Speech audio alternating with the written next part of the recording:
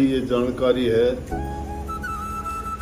कि दिवाली का त्यौहार हमारे देश में सबसे प्रसिद्ध त्यौहार है। सबसे ज़्यादा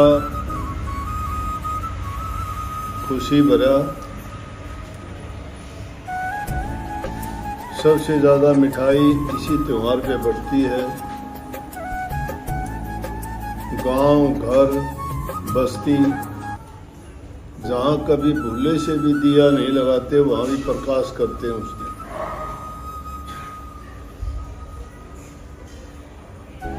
वो एक अलग बात है, दुनियादारी की बात है। हम बाहर के प्रकाश को देख के इतने प्रसन्न होते हैं, बाहर की सफाई बहुत करते हैं। खैर, उस सफाई करने के, दीप जलाने के, खुशी मनाने के मायने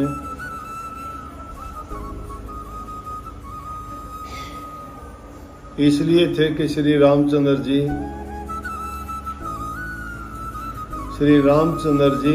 धर्म के प्रतीक। धर्म है वो ज्ञान है, वो प्रकाश है, वो खुशी है, वो आनंद है, वो शांति है। श्री रामचंद्र जी कोई एक व्यक्ति विशेष या कोई देवता ना मानिए। श्री रामचंद्र जी अगर नहीं आते तो ये काम अयोध्या नगरी में होते क्या? नहीं होते, मातम छा जाता। क्योंकि जिस दिन अयोध्या नगरी से गए थे उसी दिन अयोध्या नगरी को सुनसान कर गए। प्रजा के हितकारी थे, बड़े दयावान थे, न्यायकारी थे, सबसे दिलों पर राज करते थे। और जब 14 वर्ष का अचानक वनवास हुआ, जिसको राजगद्दी मिलनी थी, उसको जंगलों की खाक छाननी पड़ी।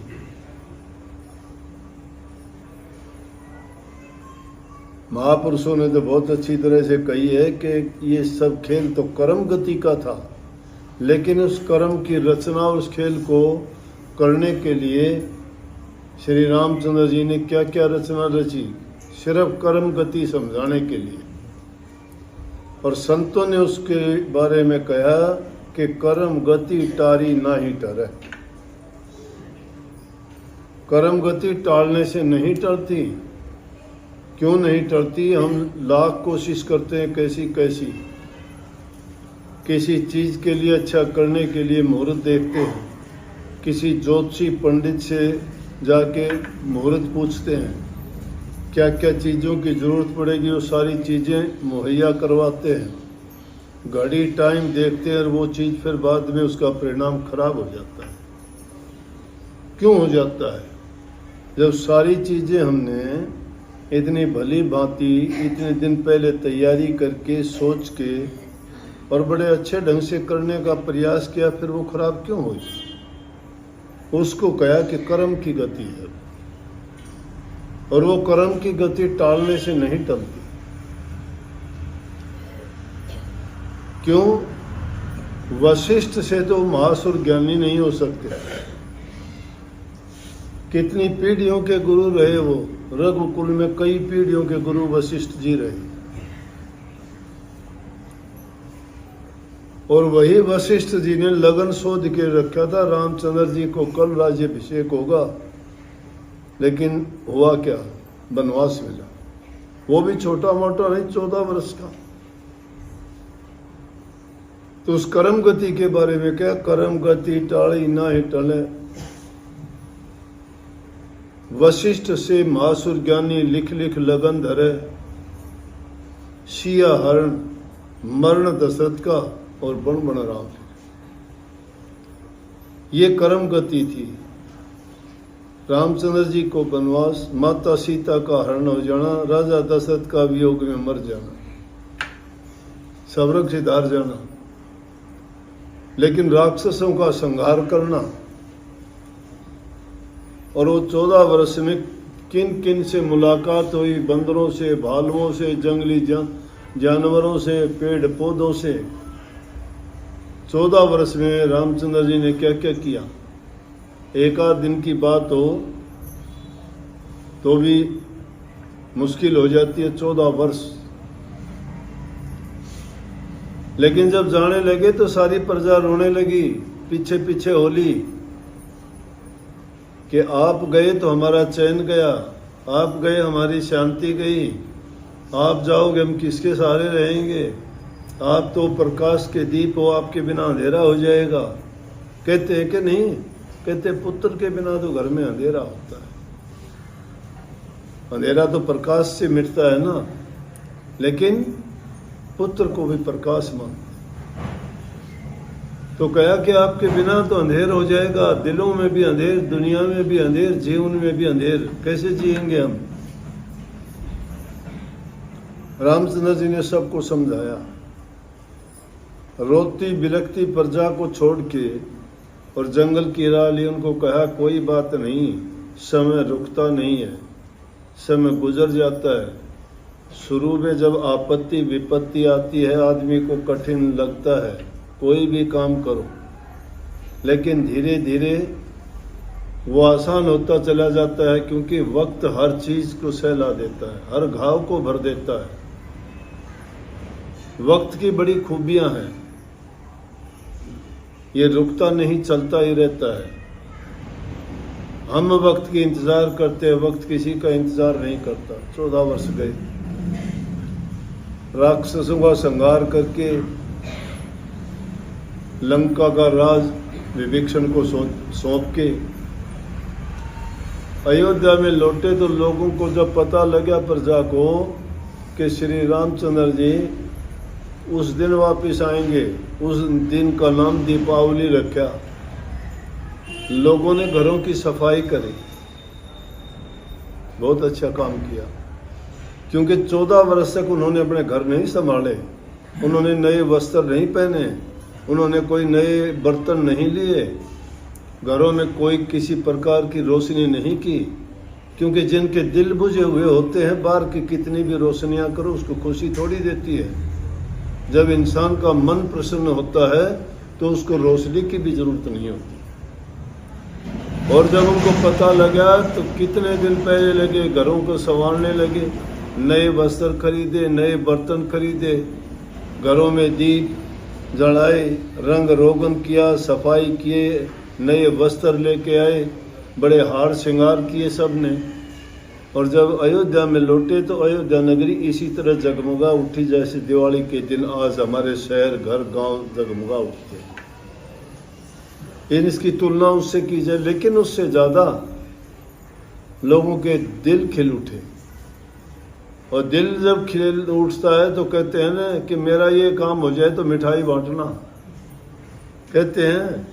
तो खुशी जब हुई तो मिठाई बांटी, ब्याह शादी होती है मिठाई बांटते हो, घर में कोई खुशी आती है मिठाई बांटते हो, नया घर बनाते हो तो मिठाई बांटते हो, घर में लड़का हो जाए मिठाई बांटते हो।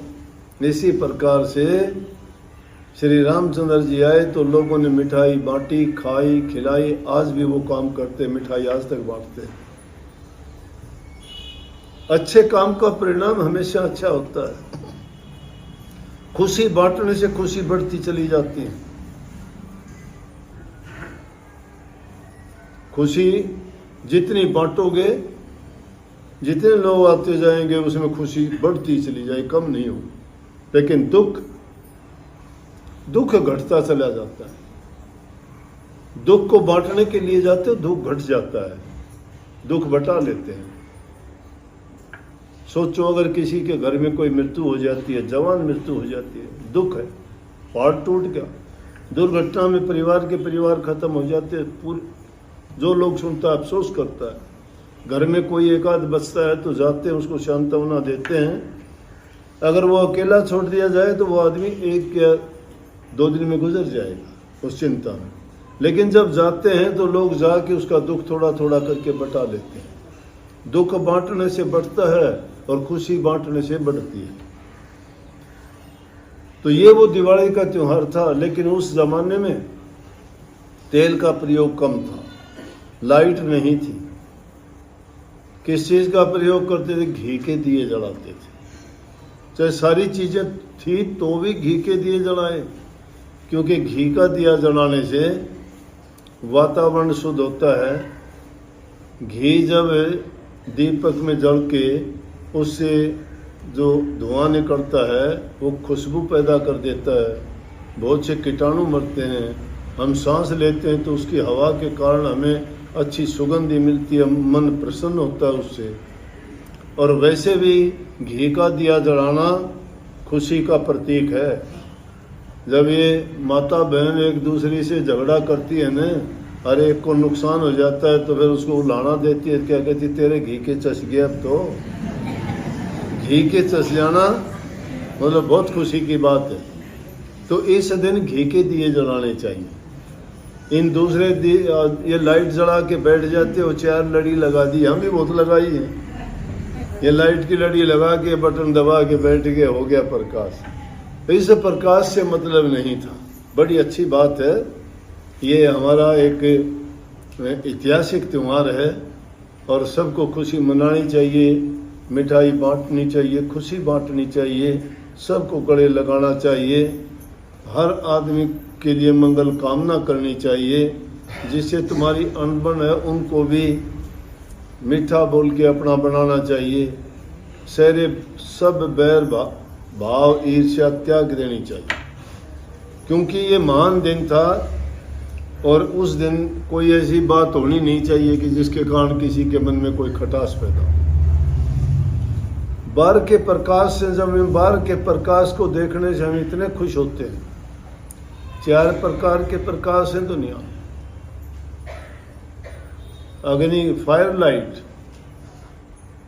जलने वाली अग्नि है, उसका प्रकाश होता है। मून लाइट, चंद्रमा की रोशनी, ये सनलाइट है दिन की, कितना प्रकाश है। अंधेरे में तो कुछ नहीं सूझता, अंधा हो जाता है इंसान, कुछ दिखाई नहीं देता, कुछ समझ नहीं आता, पता नहीं लगता कौन चीज कहाँ रखी है। लेकिन चौथी प्रकार की जो लाइट है वो डिवाइन लाइट है। डिवाइन लाइट वो जिसको हमारे ग्रंथों में सिख गुरुओं ने उसको चांदना लिखा है, हिंदुओं ने उसको ज्योति या प्रकाश लिखा है, अंग्रेजों ने उसको लाइट लिखा है। वो लाइट है। नानक साहब कहते सब में ज्योत ज्योत है सोए, तिसके कारण सब में चांदन हुए। अब बाहर की रोशनी तो हम देखते हैं, लेकिन अंतर का प्रकाश तो अंधेरा पड़ा है। वो किस चीज से प्रकट होगा? गुरु नाम से, गुरु ज्ञान से। सोई पड़ी है हमारी रूह, प्रकाशित है वो, लेकिन गुरु जब उस दीपक को प्रकाश देता है तो वो प्रकाशित होता है। जब तक गुरु से ज्ञान नहीं लेते, रास्ता नहीं मिलता। एक मकान के अंदर जाते हो जिसका ताला बंद पड़ा है, मकान तो आपको दिखाई देता है, लेकिन अंदर में प्रवेश नहीं कर पाए क्योंकि दरवाजे बंद हैं। इसी प्रकार से गुरु क्या करता है? दरवाजा खोलता है।